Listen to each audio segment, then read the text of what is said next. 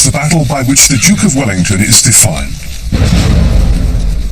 His victory there sealed his place in history. It gave him wealth, influence and prestige, and soon propelled him into a new career in politics. But there he would find new battles to fight, political battles, in which even his good name would be at stake.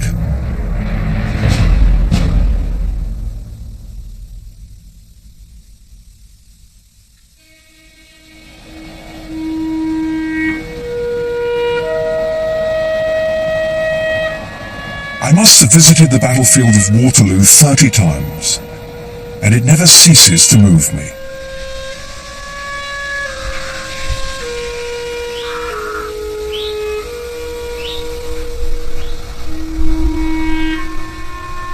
On the morning of the 18th of June 1815, huge French and Allied armies had drawn up and faced each other across these fields just south of Brussels.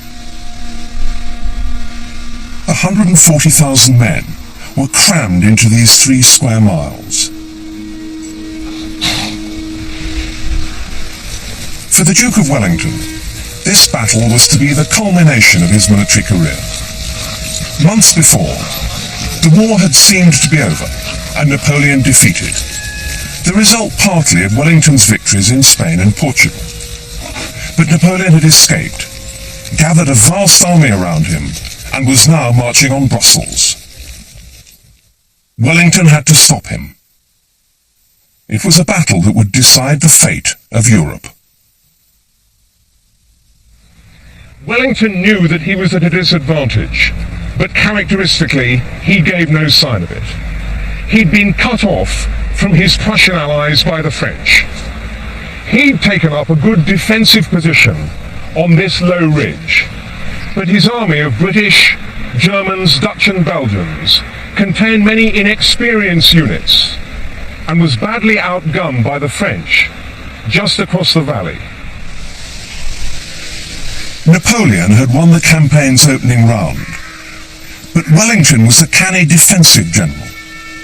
He waited to see how Napoleon would launch his attack. Wellington regarded the Emperor as an opportunist. He was definitely no gentleman.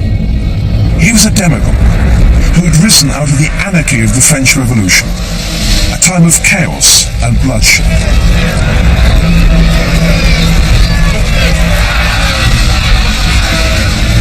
But he'd masterminded France's conquest of Europe, and the Duke had a high regard for Napoleon's military skills.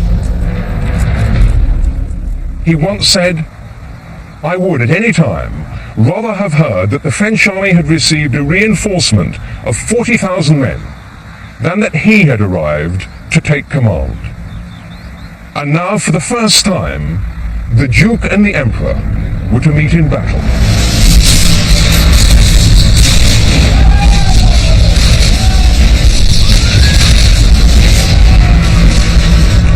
At 11:30, Napoleon began the battle with a violent cannonade.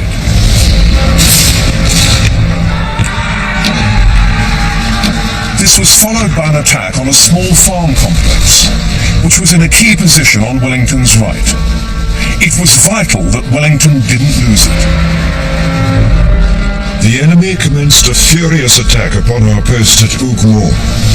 I had occupied it with a detachment of guards, and it was maintained throughout the day with the utmost gallantry.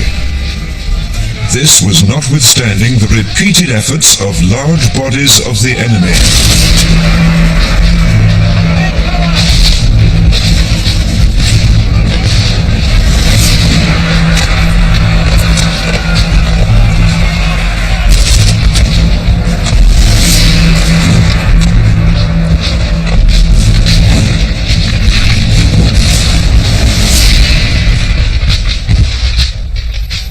The British held Hougomont. Napoleon had wasted the morning.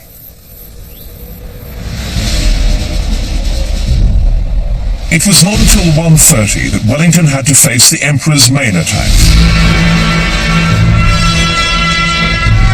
16,000 infantry, advanced against Wellington's centre and the farmhouse, La Haye Sainte, that dominated this part of the field. Although the French failed to take the farm, they surrounded it, broke some Allied troops on the ridge behind, and continued to advance.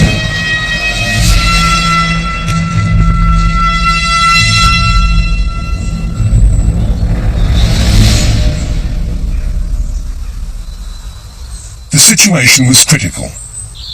Wellington ordered in the reserves he'd been keeping for just such a moment. His heavy cavalry.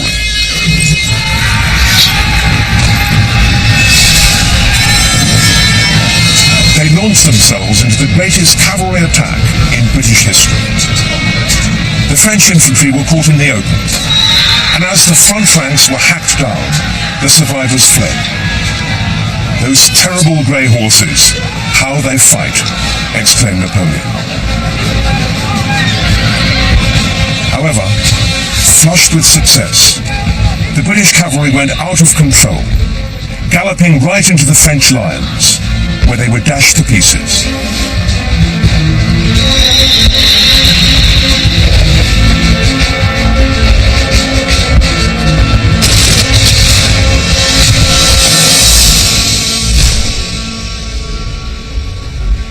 All the while, hundreds of Allied soldiers were being lost to the steady pounding of the French cannon.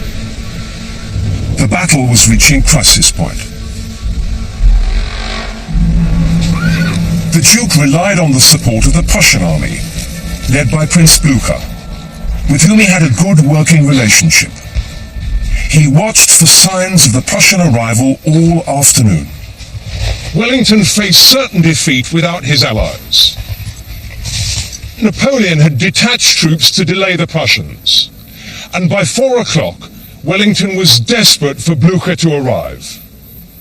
His men were already very tired, and now they faced attack from wave after wave of French horsemen.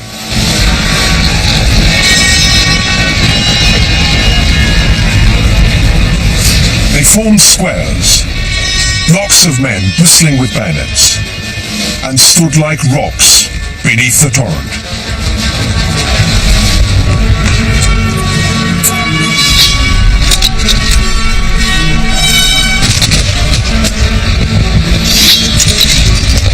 The French swirled round them trying to break through, but volley after volley of musket fire cut them down.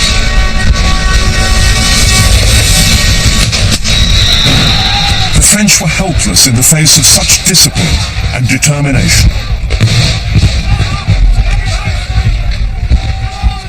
Wellington looked out towards Napoleon almost in disappointment and exclaimed, "Damn the fellow. He is a mere pounder, after all." The Duke was everywhere. Mounted on his favourite charger Copenhagen, he rode around encouraging his men, giving meticulous direction to the officers, and taking refuge in the squares when necessary. But the battle was far from over. At about 6 o'clock, the French once again seemed to gain the upper hand. The enemy made a desperate effort to force our centre near the farm of La Haye Sainte. The farm, after a severe contest, was defeated.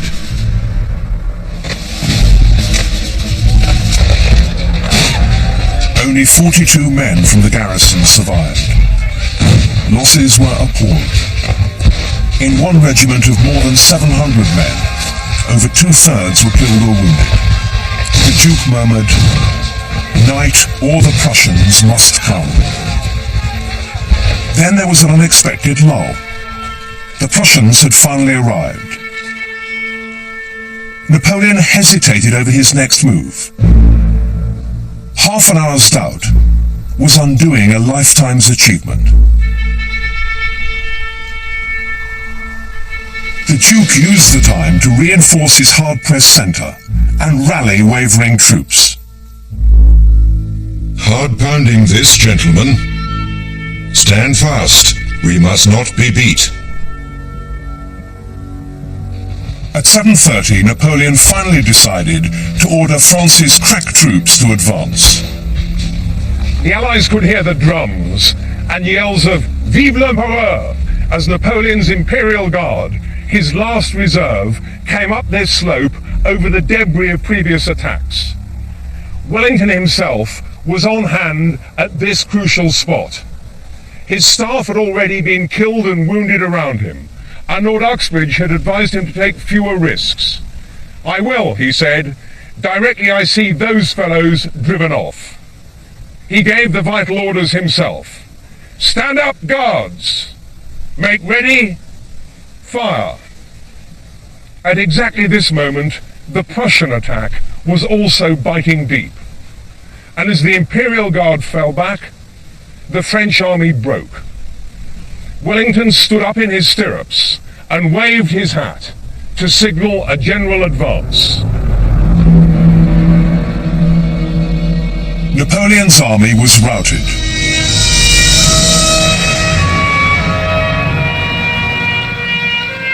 Wellington's victory was absolute. It's true that Wellington was fighting an ailing Napoleon, whose genius was never fully displayed. It's also true that without the Prussians, there had been no victory. But this was always a coalition campaign, and Wellington fought here in the correct assumption that Blucher would support him. The Duke's real skill, and that wonderful quiet tenacity that contemporaries call bottom, was displayed up here that day. Cajoling, encouraging, gripping, directing, keeping that oh-so-thin red line steady until the weight of the alliance could crush Napoleon. Waterloo was enshrined in British history. There was nothing quite on the scale of Trafalgar Square, but this great triumphal arch was built at Hyde Park Corner, and in due course Waterloo Station, Waterloo Bridge, and scores of Waterloo roads celebrated the victory. Wellington himself was an international hero loaded with honours. Parliament voted him a huge sum to buy a 20,000-acre estate at Stratfield Say. He also purchased Apsley House here.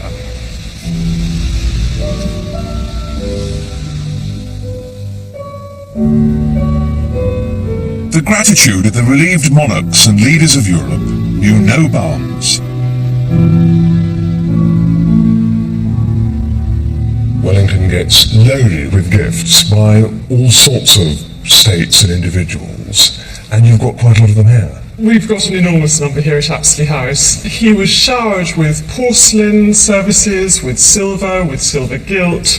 The sovereigns across Europe were so relieved that Napoleon had been defeated. And this is one of a pair of modest little candlesticks. Yes, these very splendid candelabra were presented to the Duke by the merchants and bankers of the City of London. Terrific detail. Extraordinary workmanship, huge scale, and wonderful iconography. And over here we've got these Field Marshal's batons. That's right. And I think I've ever seen as many in the same place. The rank of Field Marshal is the highest military rank an individual can attain, and he's got so many batons. It is an incredible thought that all these states have given him the highest rank in their armed forces. It's remarkable. Extraordinary statement. I think that just the quantity, this display speaks for itself. And then, of course, there were the pictures. That's right. The Spanish invited the Duke to keep 200 masterpieces, really wonderful works of art from their royal collection. Lascars, Rubens, Bruegels, they're really household names. So, of course, I'm particularly attracted by a picture which isn't part of the Spanish royal collection at all. I like this painting of one of the annual Waterloo banquets because it's got everybody who was anybody at Waterloo and has managed to survive since. in the centre is the Duke, on his right the King of England, and on his left the King of Holland. And people queued outside Apsley House to see who was coming. It excited great national interest. The guest lists were published in the papers and so on. It does seem to me to sum up the sheer opulence of all that Wellington had got hold of by this time. Honours, decorations, and this sort of adulation. Wellington's wife Kitty did not share in the Duke's public adulation. She was a shy, insular person who lived at home at Stratfield-Say. Wellington had little interest in her. He was appointed Commander-in-Chief of the occupying forces in France and was now at the centre of a glittering social world. The Duke was a charismatic man, and there were many opportunities for affairs. It was said that he even slept with two of Napoleon's mistresses, one of whom thought him a more vigorous lover than the Emperor. But eventually Wellington decided to limit his relations to the platonic. It was important to behave with decorum, and he would announce, "I am the Duke of Wellington, and must do as the Duke of Wellington doth."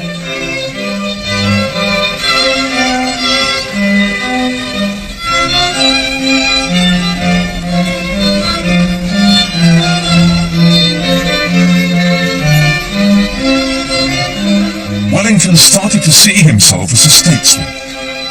He spent 3 years working to establish a secure and stable Europe, free from the horrors of war. The Duke returned to England in 1818. He could have settled down to a very comfortable life, enjoying fame, glory, and wealth. But he was a patrician with a powerful sense of duty and wanted to serve his country in peace as he had in war. And also, perhaps, he got so used to living in the limelight that he couldn't do without it now. Politics beckoned, and, rightly or wrongly, he believed that he knew just what the country needed. But how well would the triumphant general transform into a political tactician? While travelling with his friend, the MP John Croker, the two men used to try to guess what kind of terrain lay on the other side of the hill. The Duke himself said, "All the business of war, and indeed all the business of life, is to endeavour to find out what you do not know by what you do. That is what I call guessing what is on the other side of the hill." Wellington confidently presumed that he could guess what was on the other side of the hill for Britain and for British politics. And when he was offered a place in the Tory cabinet, he accepted.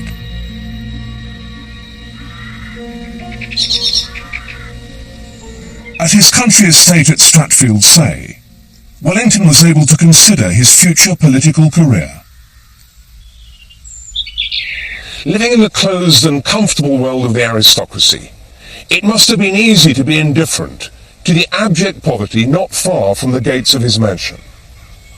But Britain was in the throes of an industrial revolution, and elegant sights like this were increasingly set against a backcloth of upheaval and inexorable change. In the new, squalid, smoke-belching cities like Manchester, a working day was often 18 hours, and half of all children were dying of illness or malnutrition before the age of 10. Discontent turned into agitation, and visions of the French Revolution loomed large.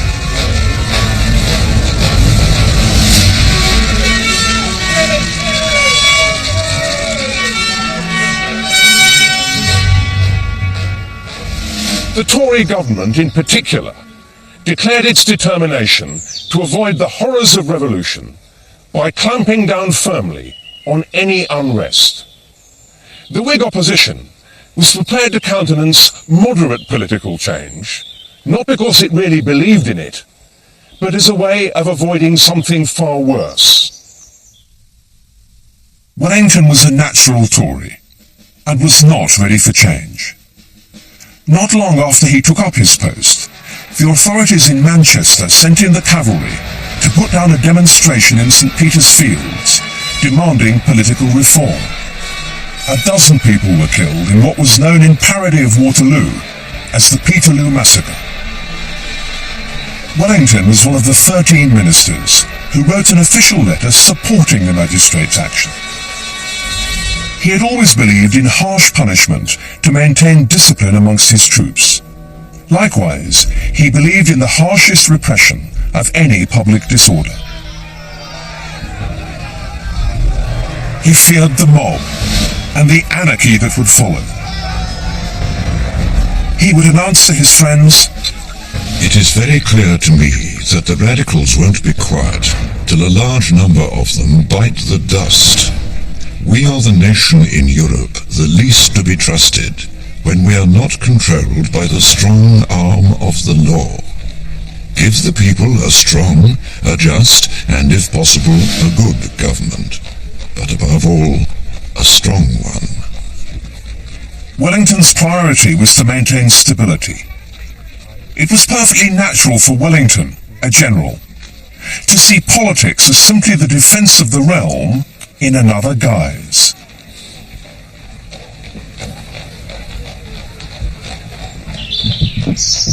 Over the following years, Wellington acquitted himself well as a cabinet minister.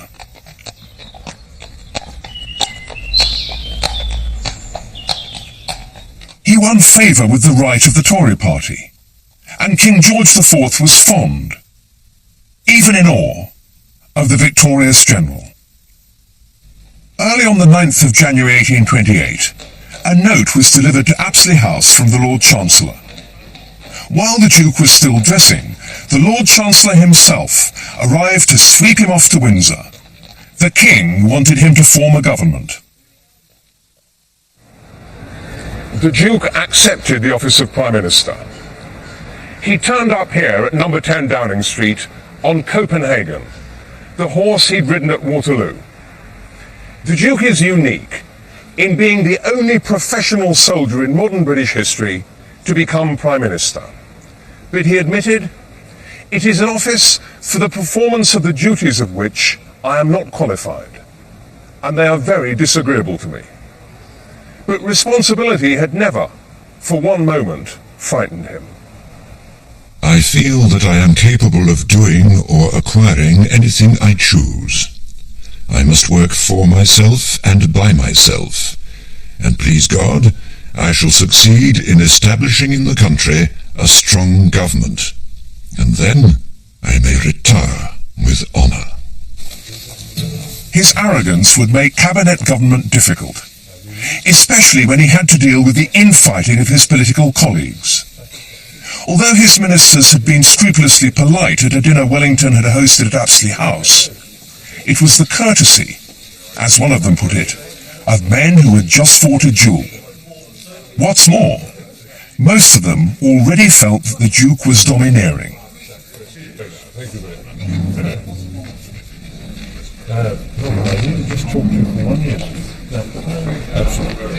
Wellington found the task of leading a cabinet infuriating.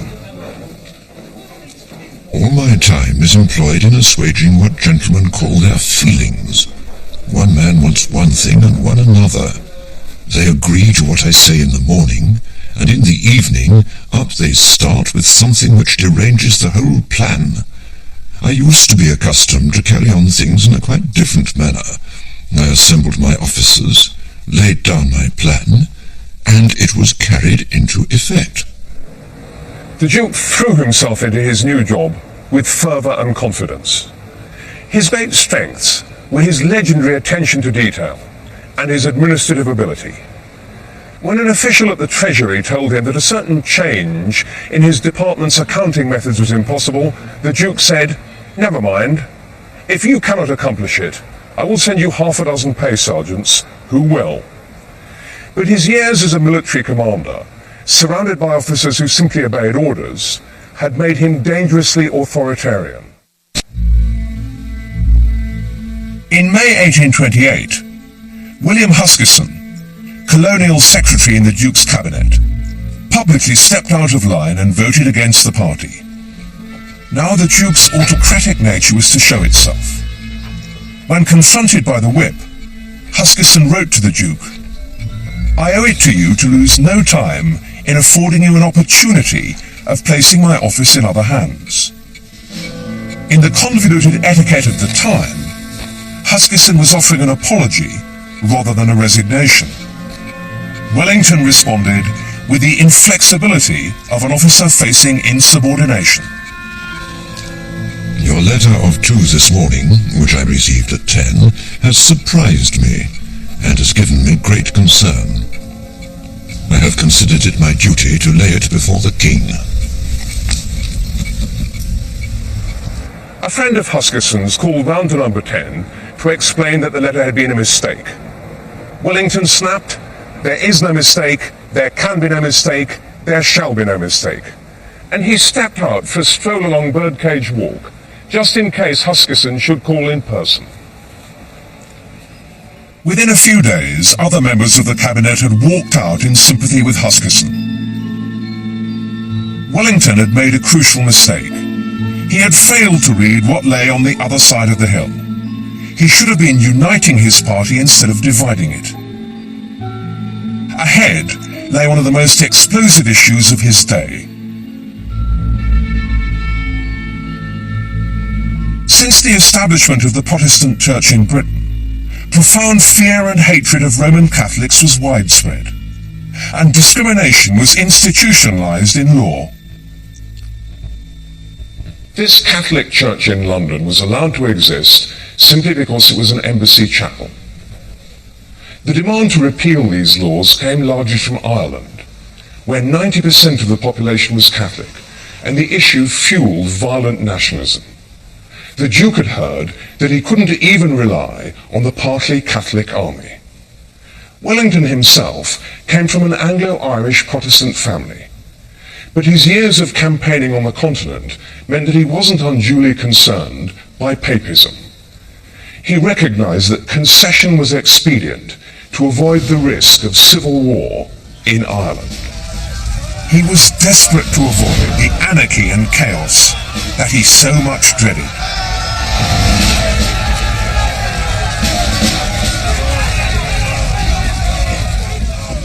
But in much of Britain, anti-Catholicism was seen as patriotic. If Wellington was to improve the lot of Roman Catholics, he would have to do battle with the King, most of the Cabinet, the Church of England, the House of Lords, and the mass of British public opinion.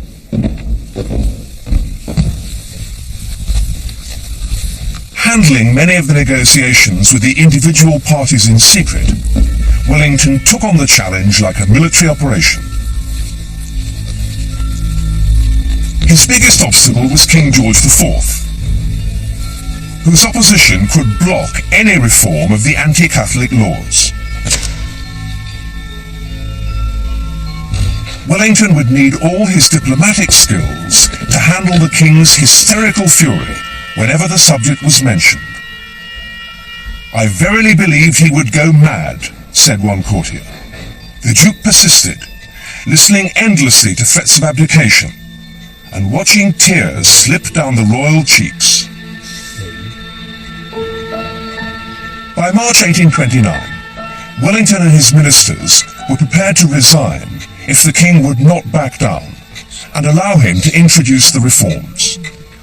A friend of the Duke's gives an account of the final meeting. It lasted for 5 tense hours. The king talked the whole time of his conscience. He would not support the measures. The Duke said he'd go to Parliament and state that, having not been allowed to bring forward the measures, he only waited until a successor was appointed. The king replied he must then try to find other ministers.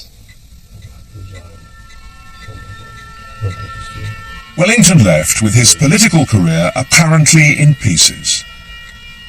But less than 2 hours later, the king sent a messenger after the Duke. He'd backed down. Wellington had forced the king's hand. It was a masterful piece of brinkmanship. He felt that the scale of the challenge had been comparable to Waterloo.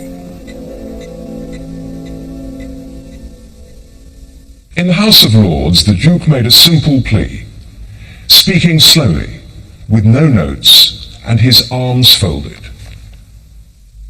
I have passed a longer period of my life engaged in war than most men, and if I could avoid even 1 month of civil war, I would sacrifice my life in order to do it.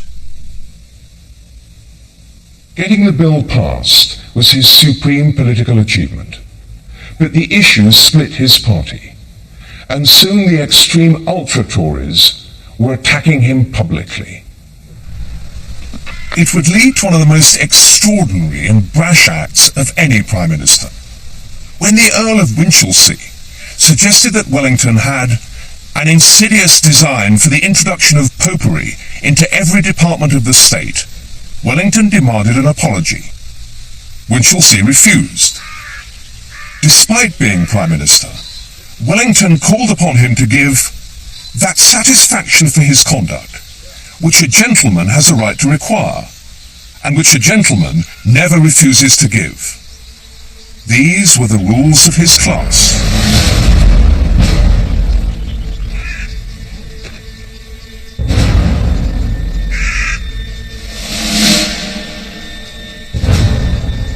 Wellington met Winchelsea at dawn on Battersea Fields. Are you ready? Yes. Fire!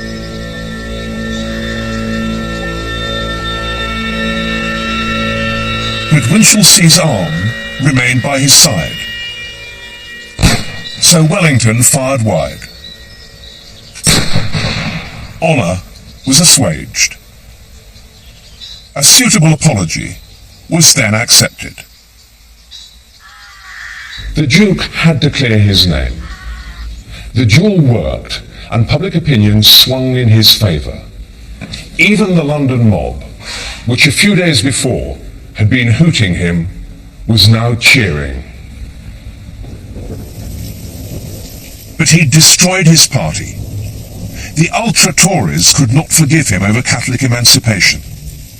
Huskisson and his friends still seethed over the resignation letter. The Duke felt besieged. If I had known 1/10 of what I discovered within 1 month in office, I should never have been the King's Minister. I believe there never was a man suffered so much, and for so little purpose. But Wellington's suffering wasn't over yet.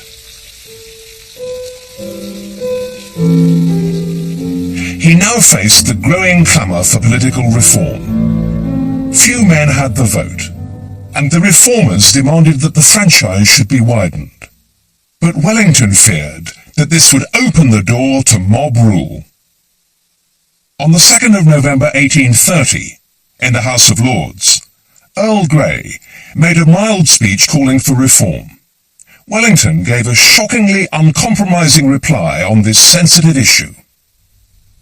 I am not prepared to bring forward any measure of the description alluded to by the noble lord. And I am not only not prepared to bring forward any measure, but I will at once declare that I shall always feel it my duty to resist such measures. There was a stunned silence. The Duke noticed and turned to a colleague. I have not said too much, have I? It was probably an unpremeditated speech, made by a man with extraordinary respect for the British Constitution, an evidence of his unvarnished honesty. But it was a fatal mistake. All hope of compromise with the middle ground had been lost. A public outcry soon followed. A contemporary account relates how events unfolded. The 4th of November. Parliament was opened by the King. The people were very disorderly, and hissed the Duke wherever they could see him. The 7th of November. We hear the radicals are determined to make a riot. The King gets quantities of letters every day telling him he will be murdered. The King is very much frightened, and the Queen cries half the day. The Duke is greatly affected by all this. He feels that beginning reform is beginning revolution. By the 8th of November, Wellington himself was receiving death threats.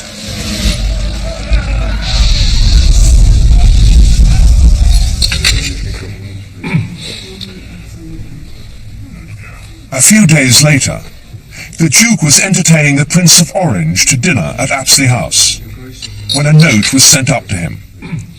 Several members of his cabinet were waiting downstairs. He discreetly made his apologies.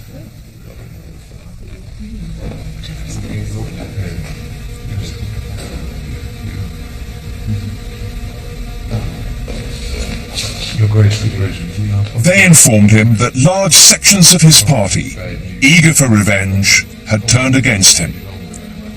Reluctantly, the Duke agreed with them that he should resign immediately, and the next morning he and his ministers went to St. James's Palace, where the king accepted his resignation with tears. Charles Greville, clerk of the Privy Council, kept a journal. The Duke of Wellington's violent and uncalled-for declaration against reform has without doubt sealed his fate. Never was there an act of more egregious folly, or one so universally condemned by friends and foes. Wellington and the Tories were now in opposition, blocking all attempts to introduce reform. After an unusually disorderly meeting of the Lords, a general election was called. The Duke himself was not in the Lords that day. He was here, at Apsley House, with his ailing wife, Kitty. Kitty and the Duke had never been close. They had been tragically unsuited.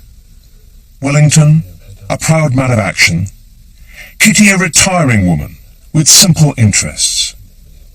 Perhaps in her last hours, a bond was formed between them. The Duke reflected sadly how strange it was that two people could live together for half a lifetime and only understand one another at the end. As his wife was dying, so too was the old order.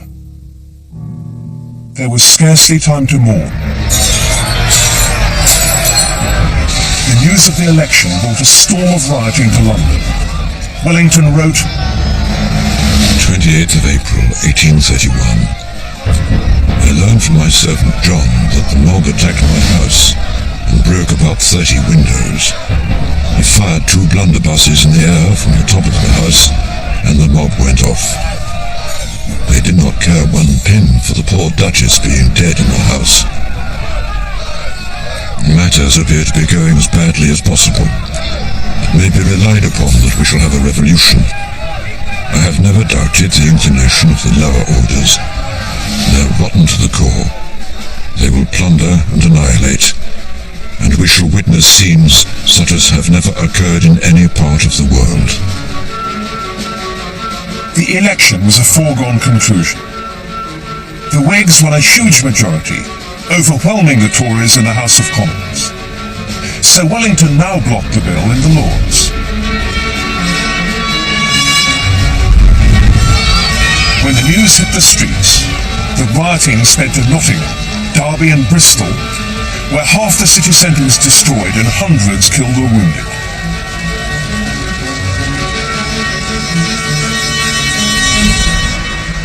Wellington was burned in effigy by a hooting mob here at what's now Marble Arch, but was then Tyburn, the traditional site of public executions.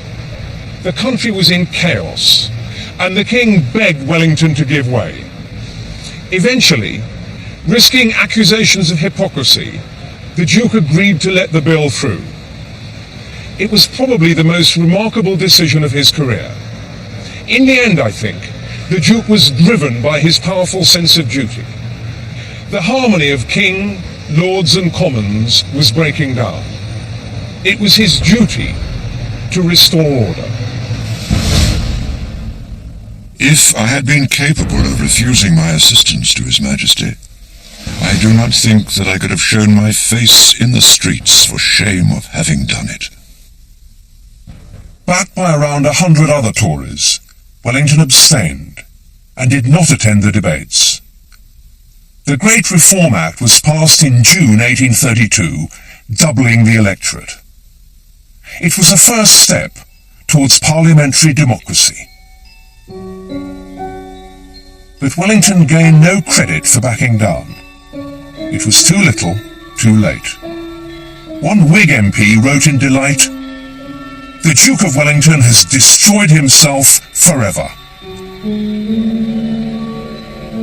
The derision and even hatred now felt for Wellington was reflected in the caricatures of the day. Many of them have been collected by Sir Edward Jucan. So this is a fantastic collection of Wellington caricatures. What do you like about them? You're very kind. They excite me. They're amusing, they're sardonic, they're strong. But why were caricatures like this so important? It's interesting from the point of view of it being a popular opinion poll of the day. Many of the newspapers then, from time to time at any rate, were in the pay of the government. So satire or criticism or the deflation of the pompous, in those days it was something that appealed mightily. The English, you know, like to pull down their heroes. I'll show you one of my favourite caricatures which exactly exemplifies the point. Here, this caricature here, That's not at all nice. it's a caricature showing him being in league with the devil. The process of Catholic emancipation had been long drawn out and was bitterly fought. And in those days when religion meant so much more to people than, alas, perhaps it does today, that was a filthy insult. Extremely cruel. This is one of my favourites. The grey figure there is Grey, who was Prime Minister after Wellington. And here he is addressing a troop of recalcitrant Tories, Wellington shown prominent in Dunce's cap, and Grey teaching them the verb to reform. I will reform, you will reform, etc. The victor of Waterloo converted to naughty schoolboy. Yes, and he'd saved England, he'd saved our country, this great hero. As soon as he went into politics, he begins to be depicted in a light that is thoroughly unfavourable. But would Wellington's reputation ever recover?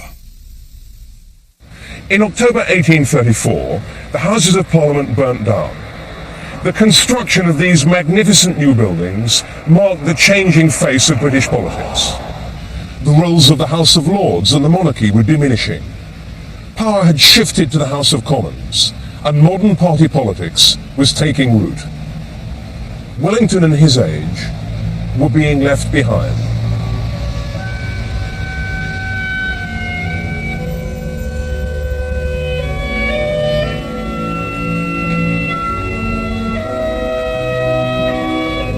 After nearly 20 years in politics, Wellington had learnt from his experiences.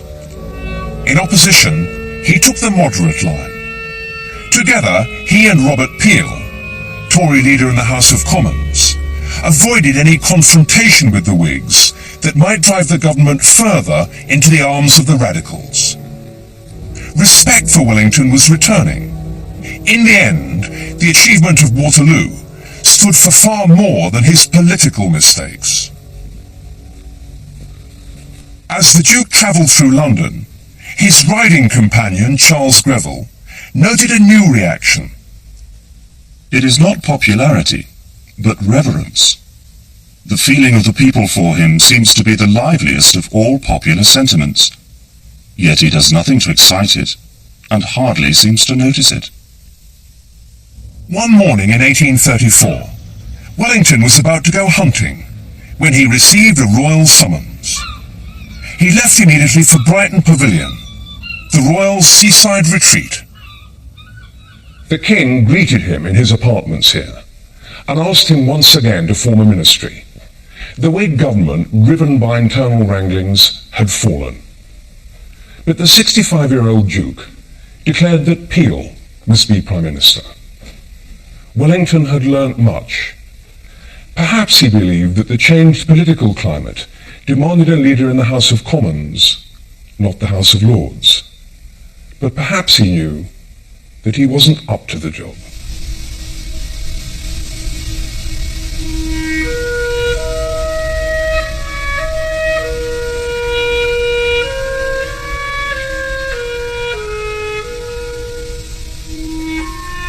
Wellington was becoming less involved in politics and spending more time here at Walmer Castle, where as Lord Warden of the Cinque Ports, he had an official residence. The Spartan atmosphere and sea air suited him better than the luxury of Apsley House or Stratfield Say. He kept busy, entertaining constantly, writing up to 50 letters a day, and sitting regularly in the House of Lords, where, with a hand cupped behind his ear to follow the debate, he was a familiar figure. Like all old soldiers, he was rather deaf. He was a pillar of the establishment, and took on numerous responsibilities. He was Chancellor of Oxford University, Constable of the Tower, Lord Lieutenant of Hampshire, and became a father figure to the young Queen Victoria. In 1842, Wellington was also appointed Commander-in-Chief of the Army. He was still a significant political figure, and by now, he'd learnt to bend with the wind. The pressure of popular unrest was once again building. This time, the target was the tax on corn, which kept bread prices artificially high. Despite his own belief in this unpopular tax, Wellington led the House of Lords in throwing it out. When he was once asked what was the best test of a great general, he replied, "To know when to retreat and to dare to do it."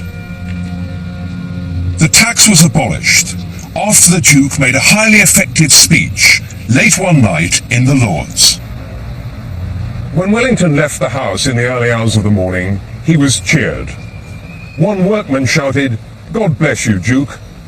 Typically, Wellington brushed the adulation aside. "For heaven's sake, people, let me get on my horse."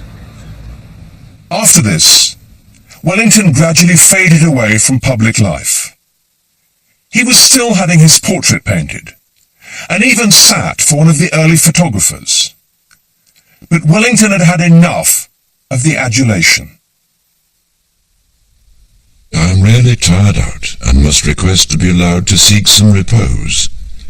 All that I desire is to be left alone in peace.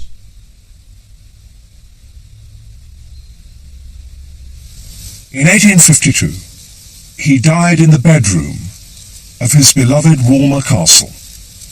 He was 83. The Duke had wanted a simple, private burial, but it was not to be.